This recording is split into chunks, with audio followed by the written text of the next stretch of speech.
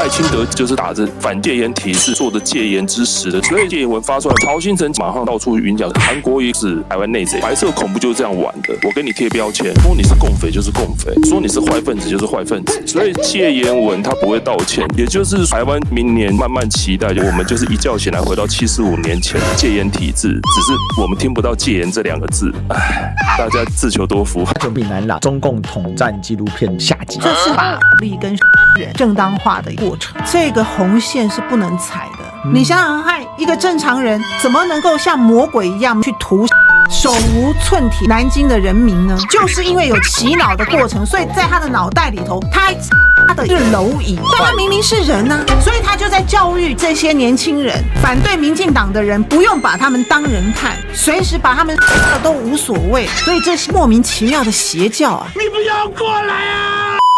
陆委会看了统战纪录片，认为要严格查处所以看不顺眼就可以。这简直就是纳粹翻版，这个东西都应该禁的。你以为把国民党的人完之后，你民进党就可以永远的执政，永远享有权利吗？两岸的关系，你因为这样，解放军就不存在了吗？老共就会让你台独吗？不可能嘛！你不过就是拿来恐吓在台湾内部与你思想、政治主张不同的人而已嘛。所以你今天民进党居然能够走火入魔到这样的一个状态，这是很恐怖的。Ladies and gentlemen, welcome the host. 我改编一首诗：戒严有理，自由诚可贵，民主价更高。多为反共故，两者皆可抛。你赖清德就是打着反戒严体制，可是做的戒严之实的事情。所以戒严文发出来没多久，曹兴诚马上到处云讲说台湾有内贼，这个是非常严重的指控。白色恐怖就是这样玩的。我给你贴标签，说你是共匪就是共匪，说你是坏分子就是坏分子，而且还说埋伏10年，也就是韩国瑜是台湾内贼。其实这个东西是一连串联起来89那个事情。有人认为说他拍那个影片有意义，可是反共的政治操作有很多，其中有一种就是做球。今天他那个影片一出来，陆委会马上跟进，说有参考价值。赖清德才刚开第2次防卫性委员会，曹兴诚现在是属于最高位的，所以曹兴诚他去帮黑熊站台，他不用讲任何话，因为就是总统府在帮他背书了。台湾师范大学经济民主联合，我的天哪，这个是挂在师大，连民传法学院都有贴，国民党议员有提保。我跟大家讲一个重点，经济民主联合就是青鸟发起的主要团队，所以青鸟完全是黑熊在操作的，这个就是黑熊的套皮啊，很可怕，它是全面渗透。无硝烟战争以来开始，台湾所面临的挑战之一严峻了，在国内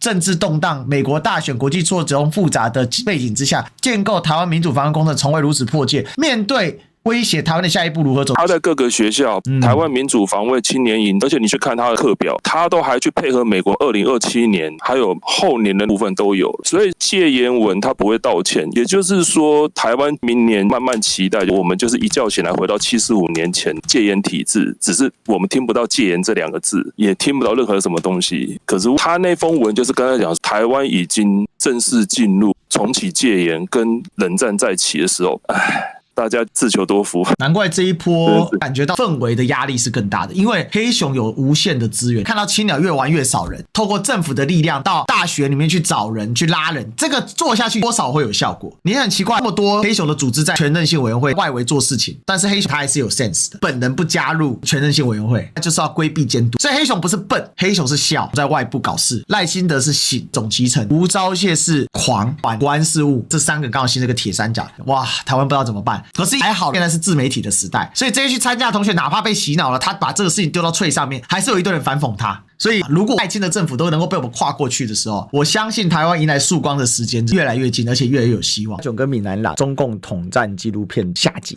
陆委会在看了这个统战纪录片之后，回答记者，这个统战纪录片中共统战涉台系统，他国人各种手法，例如在大陆涉及网红收钱等等呢，他认为这个要严格查处。统战的核心不是交朋友，而是给利益，所以勿以身试法。同一时间，今明年在各大学校进行台湾民主防卫营，而且他文案的内容非常的直白。现在国民党党后面是中共势力，这样可以直接贴在学校的公告上面来招生。所以我怀疑这个是一个民进党整体的谋划吧。那这个是很疯狂的一个想法。我觉得国民党应该去告这些人，他们不可以这样子毫无成本的无限上纲的抹黑抹红国民党的政治人物，然后现在已经直接诉诸暴力，这也是一个非常非常危险的一件事情。因为你好像正当化了你扛着台独或者是为台湾的名字，只要是他跟你在政治上面的不同立场，根本没有证据说他有背叛台湾，你都可以随地的枪杀，这是很恐怖的一个把暴力跟人正当化的过程。所以这些是破坏民主，它就已经变成很恐怖的纳粹翻版了。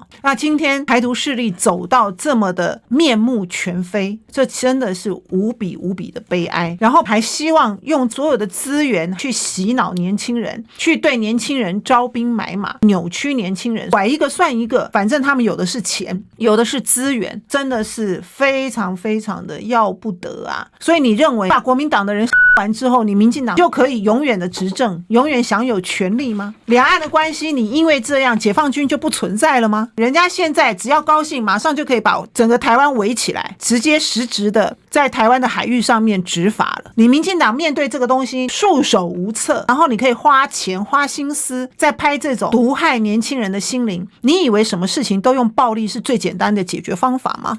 你没有办法以德服众以德服人哦，所以看不顺眼就可以，你这个东西都应该禁的。难道你要养出像国外那种年轻人拿着枪就去学校扫，可以这样子吗？所以像这种东西都应该马上的喝止，不应该让他们再继续的走偏下去。这简直就是莫名其妙的邪教啊！重点是陆委会呼应，这是用政府的力量在呼应，这好可怕，这太要不得了。民进党怎么会走火入魔到这样的一个地步呢？哦，你以为这样子老共就会垮吗？老共就会怕吗？老共就会让你台独吗？不可能嘛！你不过就是拿来恐吓在台湾内部与你思想政治主张不同的人，不是吗？他要这些人不都台湾人吗？对对不对？所以我说这个是可不可笑。他甚至说有20万的台湾人领有中国国籍，所以呢，要把我们关进集中营里头吗？就像当时纳粹对待犹太人、对待同性恋，共产党，你这个太离谱了。我有时候都怀疑废死是不是就是他们想要实行这样计划的一个 background， 因为烧死8个人不用判死刑。你遇到神经病怎么办？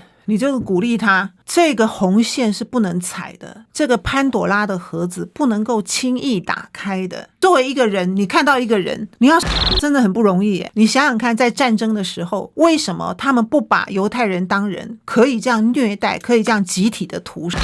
你想想看，南京大屠杀的时候，这些日本人疯了吗？他们怎么能够去孕妇呢？怎么能够像魔鬼一样没有人性的去屠手无寸铁的南京的人民呢？就是因为有洗脑的过程，所以在他的脑袋里头，他的已经不是人了，而是蝼蚁畜生。但他明明是人啊，所以他就在教育这些年轻人，反对民进党的人不用把他们当人看，随时把他们杀了都无所谓，不就是这样吗？你想想看，一个正常人怎么可能去孕妇以此为乐呢？所以当时的日军是什么样的心理状态？纳粹又是一个什么样的心理状态？他觉得他是爱国，他觉得这些人是魔鬼，他觉得我是替天行道，我要把这些犹太人全部杀光了。所以这是很恐怖的。你今天民进党居然能够走火入魔到这样的一个状态，真的是令人无言呐。